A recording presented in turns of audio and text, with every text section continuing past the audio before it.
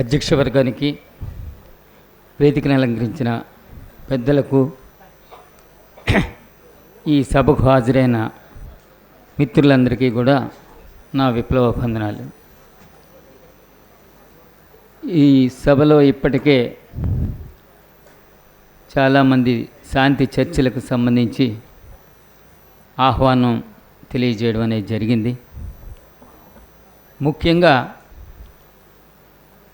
శాంతి చర్చలు అనేది కేవలం ఒక ఓటమితో లేకపోతే ఒక అనంగీకారమైన పరిస్థితి ఉన్నప్పటికీ ఒక బలహీనతతో ప్రతిపాదించినట్లుగా కాకుండా ఇది ఒక హక్కుగా మాత్రమే ఆలోచించవలసిన అవసరం ఉంది. ముఖ్యంగా ఈరోజు ఒక ఫాసిస్టు రాజ్యం అనేది కొనసాగుతున్న పరిస్థితులు, మోడీ మూడోసారి అధికారంలోకి వచ్చిన తర్వాత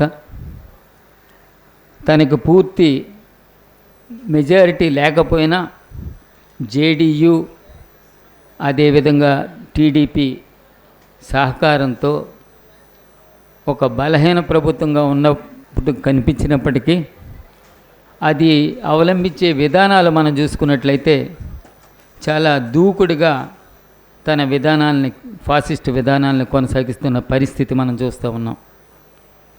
ఇటువంటి పరిస్థితిలో ఒక దేశవ్యాపితంగా ఒక ప్రజాస్వామ్య చైతన్యాన్ని, ప్రజాస్వామ్య ఉద్యమాన్ని, బలమైన ఉద్యమాన్ని ముందుకు తీసుకెళ్ళవలసిన బాధ్యత మన అందరి మీద ఉంది.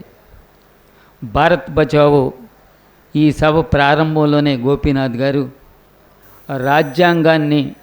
రాజ్యాంగానికి సంబంధించిన పీఠిక ముందు చదివి వినిపిస్తూ రాజ్యాంగాన్ని రక్షించుకోవాల్సిన బాధ్యత అందరి మీద ఉంది అని చెప్పి మనకి తెలియపరుస్తూ ఈ సభను ప్రారంభించారు. ఈరోజు ఈ ఫాసిస్ట్ రాజ్యం చేతుల్లో రాజ్యాంగం యొక్క పెద్ద ప్రమాదంలో పడిన పరిస్థితి మనం చూస్తూ ఉన్నాం. ఈరోజు బస్తర్ని రక్షించుకుందామనే నినాదం వినిపించింది. బస్తర్ని రక్షించుకోవడం అంటే భారతదేశాన్ని రక్షించుకోవడం, మన రాజ్యాంగాన్ని రక్షించుకోవడంగా మనం భావించాలి. ఎందుచేతనంటే ఇది కేవలం బస్తర్కి సంబంధించిన ఆదివాసీల సమస్య మాత్రమే కాదు. ఆదివాసీలు తరతరాలుగా స్వాతంత్ర ఉద్యమం ముందు నుండి కూడా అనేక తిరుగుబాట్లు కొనసాగిస్తున్న పరిస్థితి. మౌలికమైన వాళ్ళ సమస్యల మీద వాళ్ళు పోరాడుతూనే ఉన్నారు, అనేక త్యాగాలు చేస్తూనే ఉన్నారు. వాటికి మనం తార్కాణంగా మనం చూసుకున్నట్లయితే మన రాష్ట్రంలోనే రంపా పితూరి మొదల నుండి అల్లూరి సీతారామరాజు పితూరి వరకు మనం చూసాం.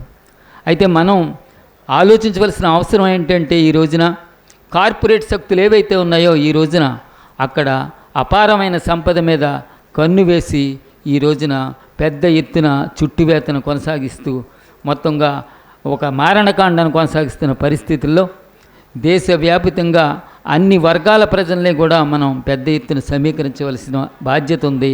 ఒక సంఘీభావ ఉద్యమాన్ని మనం అభివృద్ధి చేయవలసిన అవసరం ఉందని చెప్పి నేను భావిస్తూ ఉన్నాను. ఇదే క్రమంలో ఈ నేపథ్యంలోనే ఇటీవల మా పార్టీ కేంద్ర కమిటీ మార్చి 23 నుంచి 25 వరకు ఢిల్లీలో జరిగిన సమావేశంలోనే మేము బస్తర్కి ఒక ప్రత్యేక, ఛత్తీగఢ్కి ఒక ప్రత్యేక బృందాన్ని పంపించాలని నిర్ణయించడం జరిగింది. ఆ బృందంలో మా పార్టీ ఎంపీలు అట్లాగే ఎమ్మెల్యేలు కూడా కలిసి అక్కడ పర్యటించబోతూ ఉన్నారు. అదేవిధంగా మా పార్టీకి సంబంధించిన ఆదివాసీ ఆర్గనైజేషన్ ఏదైతే ఉందో ఆదివాసీ సంఘర్ష మోర్చా రేపు ఏప్రిల్ 21వ తారీఖున దేశవ్యాపితంగా ఆ బస్తర్లో జరుగుతున్న మారణ హోమానికి వ్యతిరేకంగా ఒక నిరసన కార్యక్రమాన్ని దేశవ్యాప్తంగా నిర్వహించబోతూ ఉన్నాం అని కూడా ఈ సభాముఖంగా మీకు తెలియజేస్తూ భారత్ బచావో కార్యక్రమం ఈ చొరవ ఏదైతే ఉందో వారిని అభినందిస్తూ దేశాన్ని రక్షించుకుందాం, రాజ్యాంగాన్ని రక్షించుకుందాం, బస్తర్ని రక్షించుకుందాం, ఆదివాసీని రక్షించుకుందాం, ప్రజాస్వామ్యాన్ని, రాజ్యాంగాన్ని రక్షించుకుందాం. Thank you.